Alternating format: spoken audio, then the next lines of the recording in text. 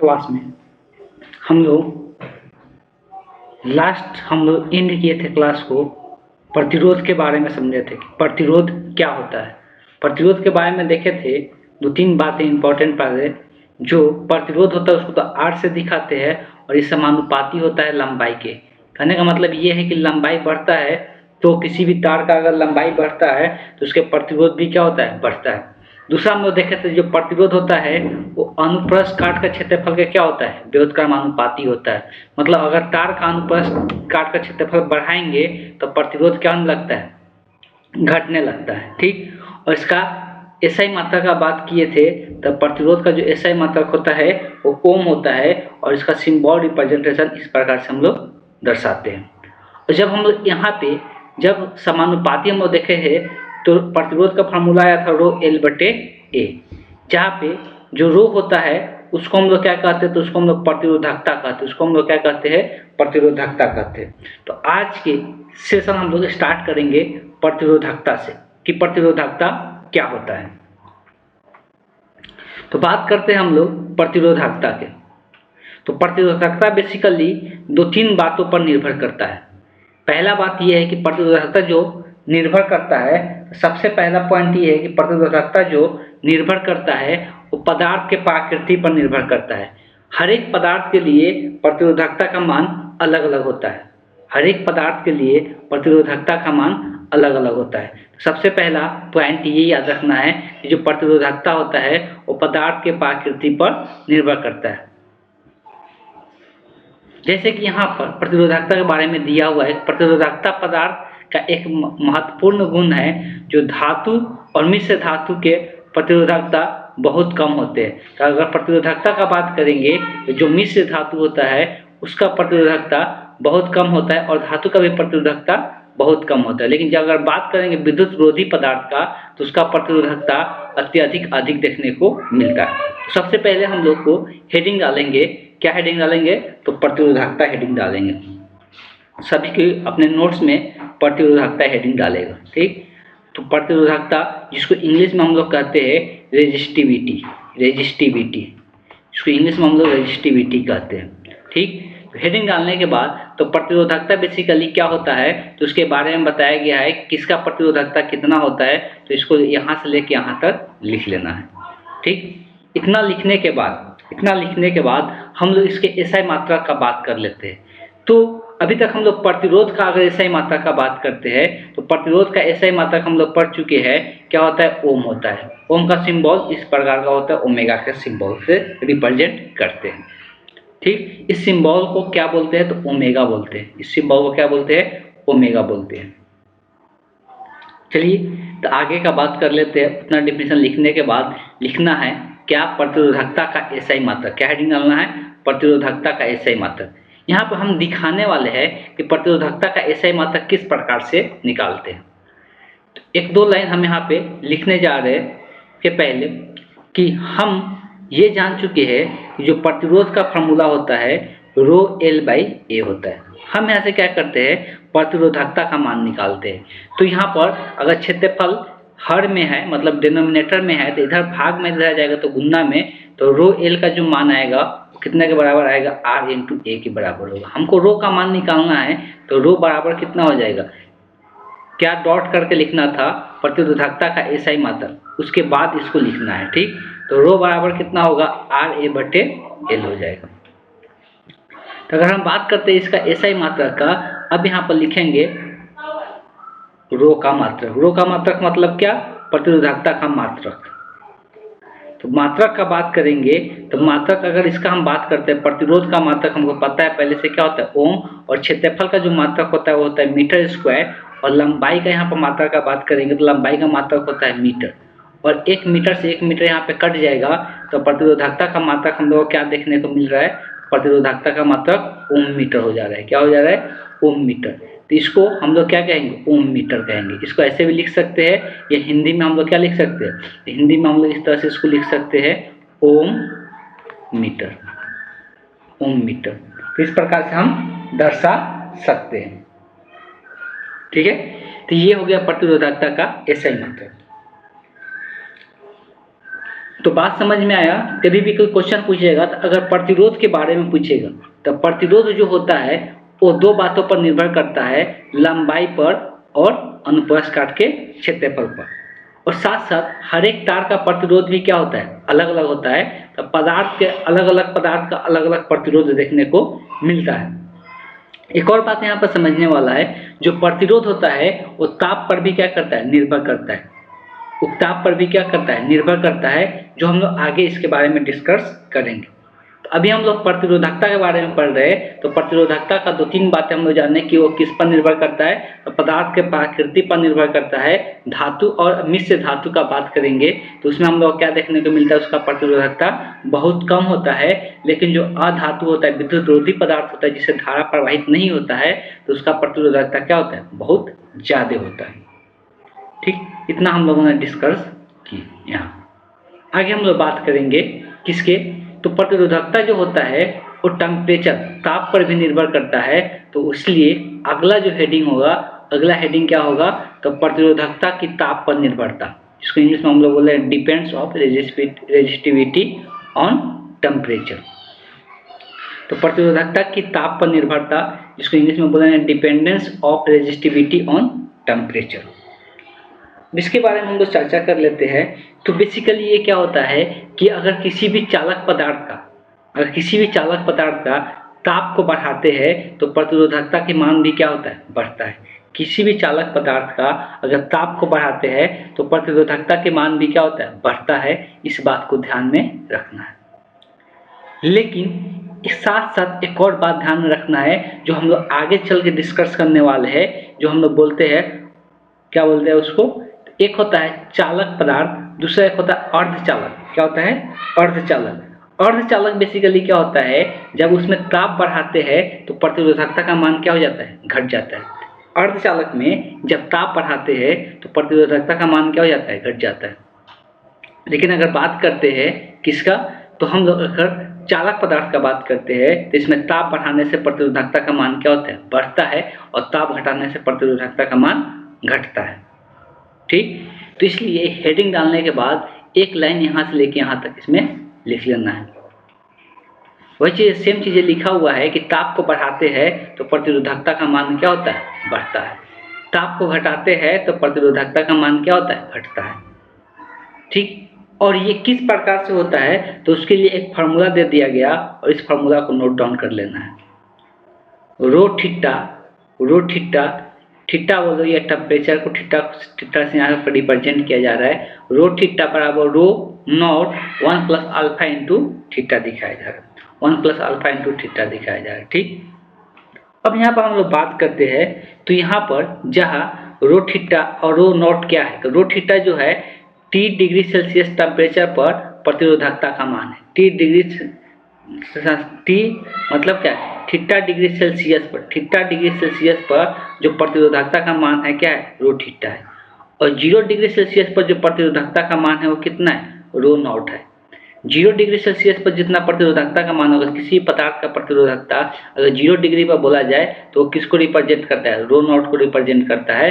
तब किसी दूसरे टेम्परेचर पर कोई पूछ जाएगा 20 डिग्री सेल्सियस पर प्रतिरोधकता का मान बताओ, तो उसके लिए हम लोग ये फार्मूला यूज करते हैं। इसमें एक टर्म आता है अल्फा एक नियतांक होता है, जिसको हम लोग क्या कहते हैं, प्रतिरोधकता ताप गुणांक कहते हैं, जिसको हम लोग क्या कहते हैं, प्रतिरोधकता ताप गुणांक कहते हैं। और इसका एसआई मात्रा का बात करेंगे तो क्या होता है, पर केल्विन होता है।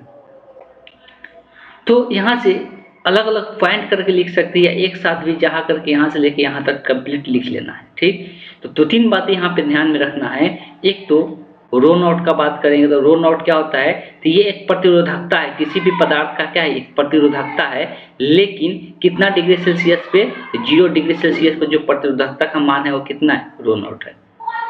अगर हम लोग रो थीटा का बात करेंगे तो रो थीटा किसी भी टेम्परेचर, कितना temperature, theta degree Celsius temperature पे जो प्रतिरोधकता का मान आएगा तो उसी को हम लोग किससे दर्शा रहे, रो थीटा से दर्शा रहे।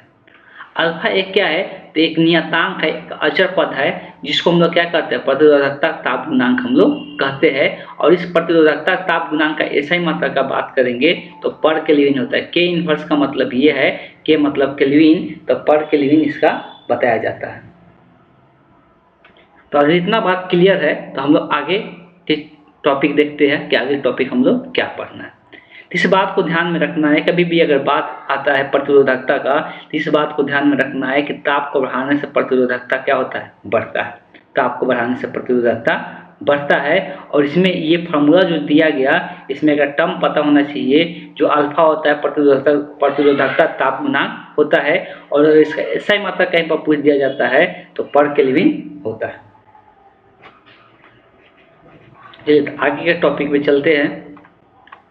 कुछ पदार्थ का प्रतिरोधकता और उसका ताप गुणांक अल्फा का मान दिया हुआ है, ये अल्फा का मान दिया हुआ है, यहाँ पर प्रतिरोधकता का मान दिया हुआ है। अगर एल्युमिनियम धातु का बात करेंगे तो इसका प्रतिरोधकता इतना दिया हुआ है, इसका ताप गुणांक का भी मान दिया हुआ है, दोनों मान अचर होता है। तो ये सब का मान कुछ पदार्थों का ताप गुणांक और प्रतिरोधकता दिया हुआ है। इसको रटने की कोई जरूरत नहीं, कभी भी डायरेक्ट ऐसा कभी भी नहीं पूछता है कि इस पदार्थ का प्रतिरोधकता बताइए या ताप गुणांक बताए। ठीक, ये यहाँ पे कुछ डाटा दिया हुआ है, मन है तो ध्यान में रख सकते हैं, तो इसका कोई आवश्यकता नहीं। आवश्यकता जो होता है तो यहाँ पर इस टॉपिक से कोई लेना देना नहीं है, वो दूसरे चैप्टर से लेना देना है। एक मिश्र धातु बताया जा रहा है कांस्टेंटेन, ठीक, जो कॉपर और निकेल को मिलाकर बनाया जाता है। कॉपर का मात्रा 60% होता है और निकेल का मात्रा 40% होता है। ठीक, तो ये सब चीज़ें अभी हम लोग को यहाँ पे जानने की जरूरत है। सिर्फ यहाँ पे बेसिकली देख सकते हैं जो विद्युत रोधी पदार्थ है तो उसका प्रतिरोधकता देख सकते हैं बहुत ज़्यादा होता है, उसका प्रतिरोधकता क्या होता है, बहुत ज़्यादा होता है। और जो धातु होता है उसका प्रतिरोधकता क्या होता है, बहुत कम होता है। यहाँ पर 10 के पावर में जो दिया हुआ माइनस में दिया हुआ है, ये दर्शा रहा है कि इसका मान क्या है, बहुत कम है। आगे हम लोग 2-3 पदार्थ के बारे में जानने वाले, जो कि पहले से भी इसके बारे में हम लोग जानते हैं। एक के बारे में बात करते हैं तो वो है चालक, दूसरा है विद्युत रोधी, तीसरा है अर्धचालक, चौथा है अतिचालक। तो ये 4 प्रकार का पदार्थ होता है जिसके बारे में हम लोग समझेंगे। चालक पदार्थ हम लोग बहुत पहले से पढ़ते आ रहे हैं। जिस पदार्थ से क्या होता है, धारा प्रवाहित हो जाए या ऊष्मा प्रवाह कर जाए, उसको हम लोग क्या कहते हैं, ऐसे पदार्थ को चालक पदार्थ कहते हैं। जिस पदार्थ से विद्युत धारा प्रवाहित हो जाए उसको हम लोग क्या कहते हैं, चालक पदार्थ कहते हैं। अब यहाँ पे एक दूसरा तरीका से इसका डिफिनीशन दिया हुआ है, इसीलिए इसको लिखना जरूरी हो जाता है। दूसरा तरीका क्या है तो उसको हम लोग समझने वाले। अभी हम लोग समझ रहे थे जो चालक पदार्थ होता है, उसका अगर प्रतिरोधकता का बात करेंगे तो बहुत कम होता है। इसलिए चालक जो पदार्थ होता है, प्रतिरोधकता जिसका जितना ज़्यादा उसका प्रतिरोध भी क्या होगा, उतना ही ज़्यादा होगा। जिसका प्रतिरोधकता जितना ज़्यादा होगा उसका प्रतिरोध भी क्या होगा, उतना ही ज़्यादा होगा। इसलिए फार्मूला ही होता है रो L/A होता है। ठीक, तो रो जितना ज़्यादा होगा उसका प्रतिरोध भी क्या होगा, उतना ही ज़्यादा होगा। अब देखो प्रतिरोध ज़्यादा किसका होता है, जिसमें धारा प्रवाहित नहीं होता है। प्रतिरोध का काम ही होता है धारा को रोकना। लेकिन चालक पदार्थ से क्या होता है, धारा प्रवाहित होता है। इसीलिए चालक जो पदार्थ होता है उसका प्रतिरोधकता क्या होता है, बहुत कम होता है। तो वैसा पदार्थ जिसका प्रतिरोधकता क्या हो, कम हो, तो पहला जो हेडिंग डालना है क्या लिखना है, चालक, जिसको इंग्लिश में हम लोग क्या कहते हैं, कंडक्टर। इसको इंग्लिश में क्या कहते हैं, कंडक्टर। अब यहाँ पर पहले जैसे इसका डेफिनेशन नहीं लिखना है कि जिस पदार्थ से धारा प्रवाहित हो जाए या विद्युत धारा प्रवाहित हो जाए चालक कहते हैं। इसको मतलब प्रतिरोधकता से रिलेट करके लिखना है। इसलिए सिंपल इसका एक लाइन लिख लेना है, वैसे पदार्थ जिसका प्रतिरोधकता बहुत कम होते हैं चालक कहे जाते हैं। वैसे पदार्थ जिसका प्रतिरोधकता क्या होता है, बहुत कम होता है, उसे चालक कहते हैं। दूसरा हेडिंग डालना है विद्युत रोधी। दूसरा हेडिंग डालना है क्या, विद्युत रोधी। विद्युत रोधी, रोधी का मतलब भी होता है रोकना। तो विद्युत रोधी जिसको इंग्लिश में बोलते हैं इंसुलेटर, इसको इंग्लिश में कहते हैं हम लोग इंसुलेटर। विद्युत रोधी, रोधी का मतलब भी होता है रोकना, मतलब विद्युत को रोकने वाला। तो ऐसे पदार्थ जिसका प्रतिरोधकता क्या होता है, बहुत ज़्यादा होता है, वो पदार्थ क्या होता है, विद्युत रोधी होता है। इसको एक ही यहाँ से यहाँ तक इसका एग्जाम्पल लिख सकते हैं। जो भी पदार्थ होता है जो विद्युत को क्या करता है, मतलब जिसका प्रतिरोधकता ज़्यादा होगा, बहुत ज़्यादा होगा, ऑब्वियस है कि वो विद्युत को क्या करेगा, रोकने का काम करेगा। तो उसी को हम लोग क्या कहते हैं, विद्युत रोधी कहते हैं। अब तीसरा अगर बात करेंगे तो होता है अर्धचालक। अब देखो, विद्युत चालक मतलब हो गया जिससे धारा प्रवाहित हो, जिसका प्रतिरोधकता क्या हो, कम हो। विद्युत रोधी का मतलब हो गया जिससे क्या हो, धारा प्रवाहित नहीं हो सके, जिसका प्रतिरोधकता क्या होता है, बहुत अधिक होता है। लेकिन अगर हम लोग चालक का बात करेंगे, अगर हम लोग चालक का बात करेंगे तो चालक में क्या देखने को मिलता है, तो चालक ऐसा पदार्थ होता है जिसका प्रतिरोधकता चालक और विद्युत रोधी के प्रतिरोधकता क्या होता है, बीच में होता है। अर्धचालक वैसा पदार्थ होता है जिसका प्रतिरोधकता चालक और विद्युत रोधी के क्या होता है, बीच में। ठीक, तो आगे हम लोग बात कर रहे थे अर्धचालक के बारे में। अर्धचालक यहाँ से लेके यहाँ तक लिख लेना है, जिसमें बताया जाता है कि चालक और विद्युत रोधी पदार्थ के बीच में जिसका प्रतिरोधकता है उसको हम लोग क्या कहते हैं, अर्धचालक कहते हैं। आगे है अतिचालक। अतिचालक, अतिचालकता। ठीक, इसको लिखना है, हेडिंग डालना है अतिचालकता, जिसको इंग्लिश में हम लोग क्या कहते हैं, सुपर कंडक्टर। इसको इंग्लिश में हम लोग कहते हैं सुपर कंडक्टिविटी। सुपर कंडक्टिविटी ये क्या होता है, तो कुछ ऐसे पदार्थ होते हैं जिनकी प्रतिरोधकता ताप बढ़ाने पर धातु के भांति पहले नियमित रूप से क्या होता है, ताप बढ़ाते हैं तो रूप से ताप घटाते हैं तो नियमित रूप से घटता है। लेकिन एक ताप आएगा जिसको हम लोग क्या कहते हैं, क्रांतिक ताप कहते हैं। उस अवस्था में संक्रमण होने के कारण उनकी प्रतिरोधकता एकाएक घटकर शून्य हो जाती है। इसी घटना को हम लोग क्या कहते हैं, अतिचालकता कहते हैं। तो देखो, सिंपल इसको यहाँ से लेके यहाँ तक लिखना पड़ेगा समझने के लिए, अदरवाइज इसको फिर से दोबारा समझने की कोशिश करोगे लोग तो नहीं समझ पाओगे। ठीक, तो इसको ध्यान में क्या रखना है कि वैसा पदार्थ जब किसी, हम लोग पढ़े थे, जब हम लोग ताप को घटाते हैं तो प्रतिरोधकता का मान क्या होता है, घटता है। तो शुरुआती में हम किसी पदार्थ के ताप को घटा रहे थे तो प्रतिरोधकता घट रहा था, लेकिन घटाते घटाते घटाते घटाते घटाते एक टाइम आया कि अब ताप घटा रहे हैं। एक टाइम आया कि ताप, एक ऐसा टाइम आ गया कि उस पर प्रतिरोधकता का मान घटना क्या हो गया, बंद हो गया। प्रतिरोधकता क्या हो गया, फिक्स हो गया। अब वो क्या, शून्य हो गया। ऐसा एक ताप आया जिस पर प्रतिरोधकता का मान क्या आ गया, शून्य आ गया। अब उससे वो कम नहीं हो सकता है। एक ऐसा समय आया जिस ताप पर प्रतिरोधकता का मान क्या हो गया, शून्य हो गया। तब वैसा जब जो घटना होता है उसी को हम लोग क्या कहते हैं, अतिचालकता कहते हैं। उसी को हम लोग क्या कहते हैं, अतिचालकता कहते हैं। और वैसे पदार्थ को हम लोग क्या कहते हैं, अतिचालक पदार्थ कहते हैं। वैसे पदार्थ को हम लोग क्या कहते हैं, अतिचालक पदार्थ कहते हैं। इसका खास कोई इंपॉर्टेंस नहीं है, बस यहाँ पे इतना ध्यान रखना है कि जिस ताप पर क्या हो जाए, किसी प्रतिरोधकता का मान शून्य हो जाए, जब ऐसा कोई पदार्थ में होता है तो उस पदार्थ को हम लोग अतिचालक पदार्थ कहते हैं। बस इतना ही जानना था। आगे का जो टॉपिक है, तो फिर से यहाँ से आगे का टॉपिक, अभी हम लोग जस्ट पिछले चैप्टर में संधारित्र के बारे में पढ़े थे कि इसको हम लोग दो क्रम में जोड़ सकते हैं।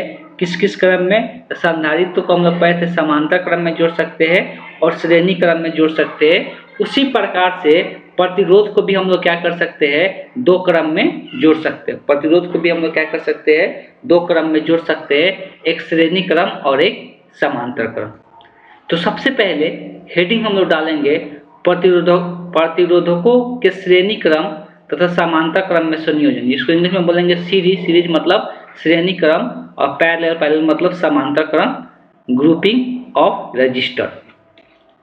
सबसे पहले इसमें हम लोग पढ़ेंगे, ये 10 क्लास में भी हम लोग पढ़ चुके हैं, फिर से हम लोग इसमें दोबारा पढ़ रहे हैं। तो आगे हम लोग सबसे पहले पढ़ने वाले हैं श्रेणी क्रम संयोजन।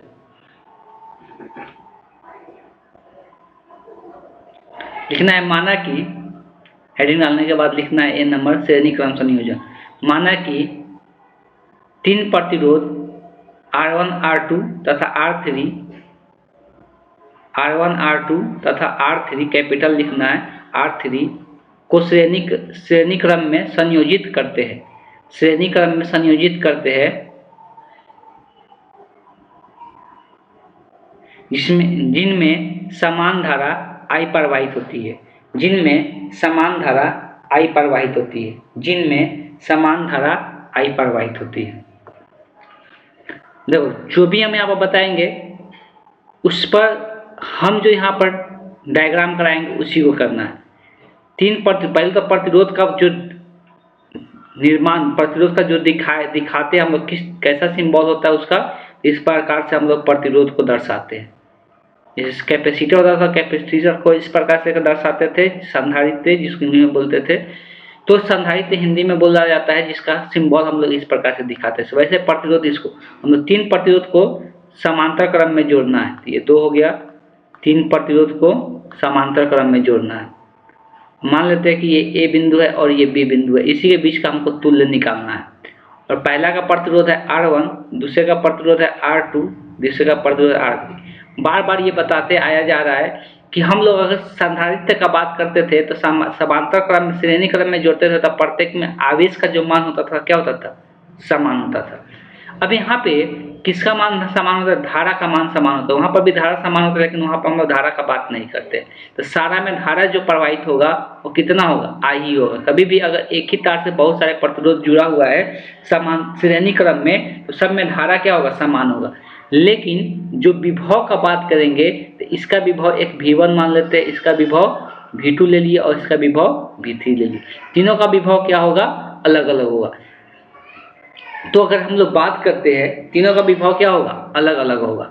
अगर विभव का बात करेंगे तो कुल विभव का जो मान होगा, तो हम लोग यहाँ पर क्या निकालने वाले, तुल्य प्रतिरोध निकालने वाले। तो इसका एक इक्विवेलेंट डायग्राम बना लेते हैं। इक्विवेलेंट बनाने का मतलब तीनों के जगह, तुल्य का मतलब ही होता है तीनों के जगह अगर एक प्रतिरोध यूज करें जो कि तीनों का अकेला ही क्या कर सके, काम कर सके, तीनों का काम अकेला ही ये कर सके, तीनों का काम ये अकेला कर सके, तो उसी को हम लोग क्या कहते हैं, तो ये हम लोग तुल्य कहते हैं। यहाँ पर श्रेणी क्रम का बात हो रहा है। श्रेणी क्रम को इंग्लिश में सीरीज लिखते हैं, इसलिए इसको हम कैसे दिखा रहे हैं, RS से दिखा रहे हैं। और इसका भी विभवांतर का कुल विभवांतर क्या है, V है, और धारा का मान कितना है, I है। अब अगर हम बात करते हैं तो अगर V का मान, जो विभव है, विभवांतर है पूरा A और B के बीच का, वो क्या होगा, V1 plus V2 plus V3 के बराबर होगा। और कुल विभव का बात करते हैं तो हम लोग विभव का फॉर्मूला जानते हैं, V बराबर कितना होता है, I इंटू R होता है। ये पहले से भी हम लोग पढ़ चुके हैं।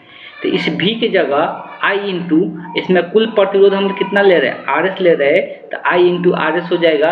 अब V1 का बात करेंगे तो इसका प्रतिरोध कितना, R1, और धारा कितना, इसमें भी I है, तो क्या लिखाएगा, I इंटू R1, और ये क्या हो जाएगा, I इंटू R2, और ये कितना हो जाएगा, I इंटू R3 हो जाएगा। अब क्या काम करें, किसमें से I कॉमन कर लिया जाए, तो RS बराबर कितना हो जाएगा, यहाँ से I कॉमन हो जाएगा तो R1 plus R2 plus R3 हो जाएगा, और I से यहाँ पर कट जाएगा तो RS का जो मान निकल के आएगा कितना आएगा, R1 plus R2 plus R3 हो जाएगा। तो इस तरह से ये तुल्य प्रतिरोध का माना गया। एक क्या है, जब 3 प्रतिरोध को हम लोग किस क्रम में जोड़ रहे, श्रेणी क्रम में जोड़ रहे तब, तो RS का मान कितना हो गया, RS बराबर R1 plus R2 plus R3, ऐसे जितना भी जोड़ते जाएंगे सब इसी क्रम में जोड़ते जाएगा। तो इसमें हम लोग क्या देखने को मिल रहा है कि प्रत्येक में विभवांतर अलग अलग है, लेकिन धारा का, प्रत्येक में धारा का मान क्या होता है, समान होता है। तो इतना लिखने के बाद 1-2 पॉइंट इसमें लिख देना है। और क्या लिखना है, तो 2 डॉट लिखना है। एक तो डॉट में लिखना है कि श्रेणी क्रम में प्रत्येक में धारा का मान, प्रत्येक प्रतिरोध में धारा का मान समान होता है। श्रेणी क्रम में प्रत्येक प्रतिरोध में धारा का मान समान होता है, प्रत्येक प्रतिरोध में धारा का मान समान होता है। दूसरा लिखना है, दूसरा डॉट में, श्रेणी क्रम में प्रत्येक प्रतिरोध का विभवांतर भिन्न होता है। श्रेणी क्रम में प्रत्येक प्रतिरोध का विभवांतर भिन्न होता है, प्रत्येक प्रतिरोध का विभवांतर भिन्न होता है। ठीक है, आगे हम लोग बात करेंगे समांतर क्रम संयोजन। समांतर क्रम संयोजन, मान लेते हैं कि इसी डायग्राम को, ये A है और ये B है। समांतर क्रम का मतलब ही होता है धारा क्या हो जाता है, बट जाता है, अब बट का फिर एक ही बिंदु पर क्या होता है, मिलता है। और ये R1 R2 है तो अगला हेडिंग डालना है समांतर क्रम संयोजन।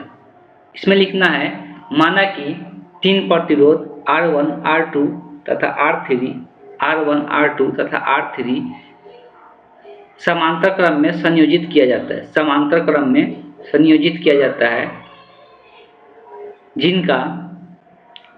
जिनके प्रत्येक का विभवांतर भी है, जिनके प्रत्येक का विभवांतर भी है। ठीक है, प्रत्येक का विभवांतर भी है। लेकिन यहाँ पर अगर विभवांतर का बात करेंगे, सबका विभवांतर क्या होगा, इसका भी विभवांतर भी ही होता है और इसका भी विभवांतर कितना होगा, इसका भी विभवांतर भी ही आएगा और इसका भी विभवांतर क्या होगा, भी आएगा। तो इसमें यही चीजें होते हैं कि सब में विभवांतर का मान क्या होता है, समान होता है, लेकिन धारा क्या हो जाता है, अलग अलग हो जाता है। अब यहाँ पर अगर ध्यान से देखेंगे जो I धारा है, अगर चलो तुल्य भी बना देते हैं, इसका तुल्य डायग्राम बनाएंगे, तीनों को मिलाकर एक प्रतिरोध हम लोग लगाएंगे जिसको हम लोग तीनों का काम करेगा और उसका जो मान होगा क्या होगा, PS RP के बराबर होगा। अगर बात करेंगे यहाँ पर A और यहाँ पर B है, इसमें धारा कितना प्रवाहित हो रहा है, I, और विभवांतर कितना है, तो विभवांतर यहाँ पर V है। ठीक है, आगे हम लोग अगर इसका हम लोग बात करते हैं तो इसमें I को लिख सकते हैं I1 plus I2 plus I3, इसलिए I ही धारा क्या हो रहा है, 3 धारा में बट रहा है। और अभी हम लोग देखें कि जो V बराबर होता है क्या होता है, I इंटू R होता है। तो यहाँ से अगर I का मान निकालते हैं तो क्या होगा, V बटे R होगा। तो यहाँ पर विभवांतर का बात करें तो V सब में है और R का बात करें तो तुल्य के यहाँ पर टोटल है, तो टोटल में प्रतिरोध का मान कितना लिए, RP लिए, तो यहाँ पर क्या हो जाएगा RP। और I1 का बात करेंगे तो पहला में विभवांतर का मान तो V ही है, लेकिन प्रतिरोध का मान कितना R1 है। और I2 का बात करेंगे जिसमें धारा I2 जा रहा है, उसमें भी विभवांतर V ही है, लेकिन प्रतिरोध का मान R2 है, और इसमें भी विभवांतर V है, प्रतिरोध का मान कितना R3 है।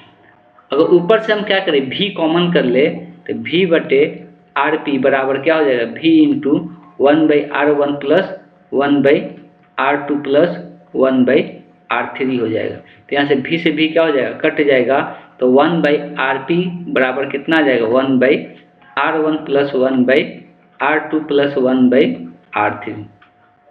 ठीक, तो इस तरह से इसका तुल्य प्रतिरोध ज्ञात किया जाएगा जब समांतर क्रम में रहेगा। तब ये जस्ट क्या है, संधारित्र का उल्टा काम करता है, ये जस्ट संधारित्र का क्या करता है, उल्टा काम करता है।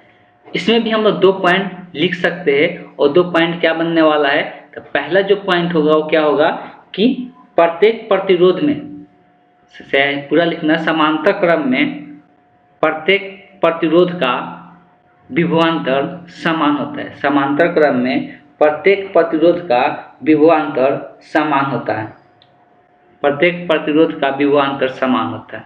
दूसरा पॉइंट लिखना है, समांतर क्रम में प्रत्येक प्रतिरोध का धारा, विद्युत धारा भिन्न होता है, प्रत्येक प्रतिरोध का विद्युत धारा भिन्न होता है, समांतर क्रम में प्रत्येक प्रतिरोध का विद्युत धारा भिन्न होता है। ये 2 पॉइंट इसमें भी लिख सकते हैं। अगला क्लास में हम लोग ये दोनों पर फिर से कुछ क्वेश्चन हम लोग कर लेंगे, जिससे हम लोग कॉन्सेप्ट क्लियर हो जाए समांतर क्रम और श्रेणी क्रम। ठीक, तो अगले क्लास में फिर हम लोग बात करते हैं। आज के लिए क्लास इतना ही पर एंड किया जाए। अगले क्लास में फिर हम लोग डिस्कस करेंगे कुछ क्वेश्चन।